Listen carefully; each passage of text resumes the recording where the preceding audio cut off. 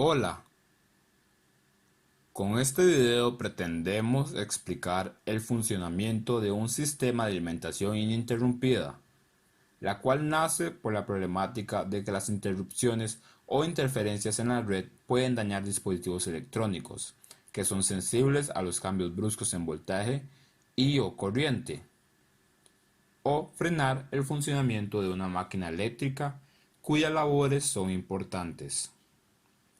Por ejemplo, piensen qué pasaría si a una empresa se le interrumpe el flujo eléctrico. Como consecuencia, se frenaría la producción, lo cual sería pérdidas para la empresa. El tiempo es oro. Otro caso, un hospital. ¿Qué pasaría si las máquinas dejaran de funcionar?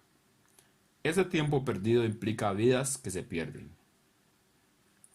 Los problemas más comunes en la red son por tensiones insuficientes, apagones eléctricos, picos de tensión o corriente, sobretensiones, ruidos, corrientes armónicas y variaciones en la frecuencia. Por eso nace el SAI.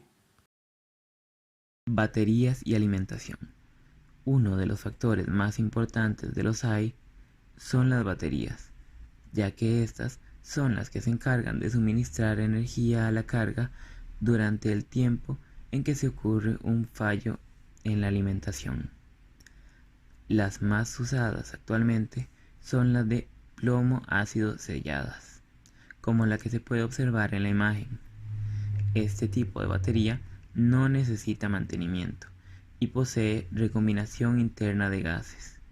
Dicha característica garantiza una mayor vida operativa y permite que se use en un ambiente en el cual esté en contacto con personas. Además, puede suministrar altas corrientes y funcionar de forma discontinua, sin llegar a ser necesariamente descargadas, y sin sufrir el efecto de memoria como otros tipos de baterías. El efecto de memoria consiste en que cuando una batería no es descargada por completo antes de volverse a cargar, esto puede provocar la creación de cristales dentro de esta que más adelante limitan la carga máxima. La vida útil de estas baterías suele ser de 5 a 6 años. Baterías Smart Charge. En caso de apagón eléctrico, como se menciona anteriormente, se utiliza una batería para proporcionar la potencia necesaria a la red. Puesto a esto, es esencial que las baterías estén cargadas y tengan un estado óptimo de operación. Para asegurarse que la batería esté cargada, el dispositivo SAI que está conectado a la red destina parte de la energía absorbida a la recarga de estas. Este sistema se le conoce como Smart Charge, ya que se tiene un control en el tiempo real de los parámetros funcionales de las baterías, lo que se entiende como las variaciones en la tensión y la corriente. La ventaja de este sistema es que permite tener un control constante del estado de la batería. En caso de llegar a plena carga, se elimina su alimentación para evitar la fatiga de esta, lo cual prolonga la vida de las baterías, logrando que la implementación de ese sistema lo vuelva hasta cierto punto ecoamigable. En cuanto al almacenamiento de energía, existen ciertas características que todos los SAI deben tener para ser funcionales. Estas son: inmediatamente se ocurre un fallo en la alimentación, esta debe entregar energía para contrarrestar los microcortes. La potencia de entrega del SAI debe ser suficiente para alimentar toda la carga, y el tiempo de autonomía debe poder suplir todos los requisitos que tengan las cargas. Generalidades. Es un dispositivo que posee baterías y otros almacenadores de energía, por lo que debido a esto tienen la posibilidad de suministrar energía por un periodo de tiempo durante un apagón eléctrico. Además de esto, mejora la calidad energética que entra a las cargas, ya que filtran subidas y bajadas de tensión, además de que eliminan armónicos. Tipos de SAI. Existen tres tipos principales de SAI: el offline inline y online. Offline. Este tipo de SAI suministra corriente sin ningún filtro a los dispositivos que se conecten. Carece de regulador de voltaje. Empieza a funcionar cuando detecta que se dejó de suministrar energía en la entrada. En dicho momento, el SAI se conmuta a modo batería y empieza a suministrar energía a las cargas. Este tipo de SAI suele tardar de 2 a 10 milisegundos para conmutarse a su forma de batería. Se recomienda usarse en zonas con una red estable y de buena calidad. Es principalmente usada a pequeña escala, como en el área doméstica y en ciertos puestos de trabajo. SAI interactivo inline. Este tipo de SAI posee una protección de mayor calidad que la offline. Se incorporan ciertos filtros como un microprocesador que controla fluctuaciones en la red y regula la tensión de salida. Este proceso se realiza para mejorar la calidad de energía que se le suministra a los dispositivos conectados. Su tiempo de conmutación es de 2 a 10 milisegundos, al igual que en los SAI offline. Su salida puede ser sinusoidal pura o pseudo-sinusoidal. Los de salida sinusoidal pura son especialmente silenciosos.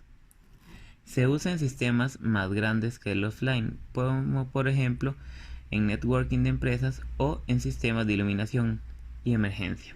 Además, en bombas de calor, calderas y motores eléctricos. SAI online de doble conversión. La entrada primero se rectifica, luego se convierte en alterna con un inversor. Esto provoca una onda de salida que es totalmente independiente de la onda de entrada. Este tipo de SAI siempre proporciona la energía desde su batería mientras ésta se carga. Debido a esto, no se pierde tiempo en el proceso de conmutación de batería. Además, para las sobrecargas y problemas internos, se dispone de un bypass automático, el cual alimenta la carga directamente con la entrada para evitar fallos. Se usa en aplicaciones sensibles a los sectores de alimentación, como las instalaciones informáticas. Además, es muy usada en lo industrial y público, además de las instalaciones de emergencia. Protecciones. Las protecciones que se implementan en este tipo de circuitos son, por ejemplo, los disyuntores, los cuales son interruptores automáticos accionados por sobrecargas en un sistema. Cuando una corriente alta provocada por un fallo llega al disyuntor, los contactos de este se separan debido a las fuerzas electrodinámicas. Se crea un arco y su resistencia limita la energía del cortocircuito. De estos se usan dos tipos principalmente, magnetotérmicas y electrónicas. La que se puede observar en la imagen es electrónica. Las magnetotérmicas son más simples y de menor precio. Sin embargo, las electrónicas ofrecen configuraciones más precisas y especializadas dependiendo de los requisitos del sistema. Para la selección de protecciones es necesario también el valor de la corriente nominal, ya que la corriente nominal del disyuntor debe ser superior a la del circuito. También capacidad de desconexión, ya que esta debe estar por encima de la corriente de cortocircuito que puede aparecer en el punto. Además, es necesario saber los umbrales de protección térmica y el umbral magnético de las unidades de disparo magnetotérmicas para garantizar una correcta discriminación. En el gráfico que se puede observar en la imagen, se contemplan los parámetros de funcionamiento de entrada versus tiempo del SAI. Como se pueden observar, el sistema empieza a presentar fallos tanto 10% arriba del voltaje nominal como 10% abajo. Esto es debido a que para el correcto funcionamiento del dispositivo, este no puede poseer ni un voltaje muy alto ni uno muy bajo, ya que en caso del alto, la entrada mayor en el sistema no puede ser tolerada y provoca calor, lo que daña el hardware. Tampoco soporta los soportes muy bajos, ya que al estar dimensionado para cierto rango, el introducir un voltaje inferior puede provocar que la energía suministrada a los dispositivos conectados se distorsione y los afecte. Algunos SAI poseen componentes de desacople automático como el bypass presente en el SAI de doble conversión para evitar el daño que puedan provocar estos fallos. Cabe destacar que en el gráfico también se puede observar que mientras mayor es la entrada, menor es el tiempo que puede ser tolerada por el SAI sin sufrir daños. Dimensionamiento. Para dimensionar el SAI se debe tomar en cuenta ciertos factores: la potencia máxima de la carga a proteger, el rendimiento del SAI, el cual es una representación de la potencia perdida, características de la red de entrada vista desde el SAI, y en caso de tener fuentes alternativas de energía como un generador, pues conocer las características de esta. La potencia que la línea debe entregar debe ser igual a la potencia absorbida del SAI entre el rendimiento, el cual es un valor que brinda el fabricante. Por otra parte, es importante que en la instalación de este dispositivo, si no se tiene un corrector de factor de potencia, su porcentaje de distorsión armónica no debe ser mayor a 3%, lo cual es otro dato brindado por el fabricante, puesto a que el SAI es una carga no lineal, lo cual puede provocar interferencias en la red. También se debe tener en cuenta el grosor y longitud de los cables, lo cual está ligado a factores como la tensión, la corriente, el ambiente y la temperatura asociada. Rendimiento de conversión de potencia. Cuando se quiere conocer la eficiencia del SAI, normalmente se excluyen todo tipo de pérdidas misceláneas, las cuales pueden ser pérdidas producto del ambiente en el que se instala el dispositivo, ya que se considera que los circuitos de conversión son los que tienen los mayores consumos de energía, los cuales son dos: el rectificador e inversor. Para la optimización de la potencia consumida se implementan dispositivos electrónicos de última generación, como lo es el IGBT, el cual es un transistor utilizado en la electrónica de potencia, dado que el consumo de potencia es reducida y además maneja niveles altos de voltaje y tiene un mando de control de alta frecuencia, lo cual se traduce como la rapidez con la que se activa el transistor. Dicho componente se utiliza mayormente en los inversores, así como se muestra en la imagen, y con esta se puede lograr una fase o más, manipulando la conmutación del IGBT. Esta nueva tecnología permite omitir el uso de otros componentes de potencia antes utilizados, como lo es el transformador, reduciendo pérdidas por histéresis y en el bobinado, reducción del peso del producto y el espacio ocupado.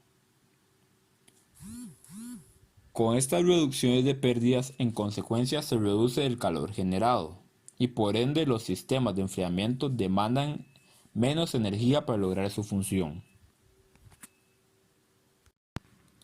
Si vemos la siguiente tabla, podemos observar el rendimiento de conversión del SAI en porcentajes, lo cual está ligado a la potencia nominal de esta, representada en rangos en la parte superior de la tabla, y el porcentaje utilizado de la potencia nominal en la columna izquierda. Entonces, concatenando lo que se ha explicado hasta este momento, se dijo anteriormente que un SAI se le conecta a una red dependiendo de la potencia de esta. Entonces, considerando que una red de distribución a hogares puede entregar alrededor de 25 kVA, el SAI utilizado sería en el rango de 20 a 40 kVA. Y si trabajamos a un 50% de la potencia nominal, el rendimiento del dispositivo según la tabla estaría a un 89,5%. Este caso también tiene que ver con el dimensionamiento, ya que si no se realiza de manera adecuada, las consecuencias pueden reflejarse en pérdidas económicas para la empresa o lugar donde se implemente el dispositivo. Sí cabe resaltar que el SAE normalmente se trabaja con cargas inferiores en el lugar donde se instala, y además estas cargas pueden estar sujetas a variaciones, por lo que se recomienda que a la hora de escoger el dispositivo es mejor buscar una que a distintas cargas su rendimiento no sufra variaciones significativas, así como lo muestra la curva de rendimiento con referencia a la carga. Factor de potencia y distorsión armónica. Cuando el SAE tiene un sistema de corrección de factor de potencia y además presenta un nivel de distorsión armónica menor al 3%, se aprovecha mejor la potencia suministrada por la red. Pero, como se observa, si se conecta una carga no lineal a la red directamente, es decir, omitiendo el SAE, esta puede influir en la red generando que aumente la potencia reactiva presente en la línea. Con esto podemos concluir que otra ventaja presentada por el SAE es que permite de cierta manera aislar las cargas de la red. Por último, tenemos lo que es las características técnicas. En la siguiente hoja de datos vemos cierta información, en este caso para un SAE Line Interactive monofásico. Se observa las características generales donde vemos el tipo de tecnología, la potencia entregada y la forma de onda de salida. Tenemos datos de entrada y datos de salida. También se observa que por capacidad el SAE muestra el número de baterías y sus parámetros funcionales, lo que entendemos como corriente y voltaje. Por otro lado muestra el peso, dimensiones físicas y la forma de señalización que emplea el equipo para comunicarse con el usuario.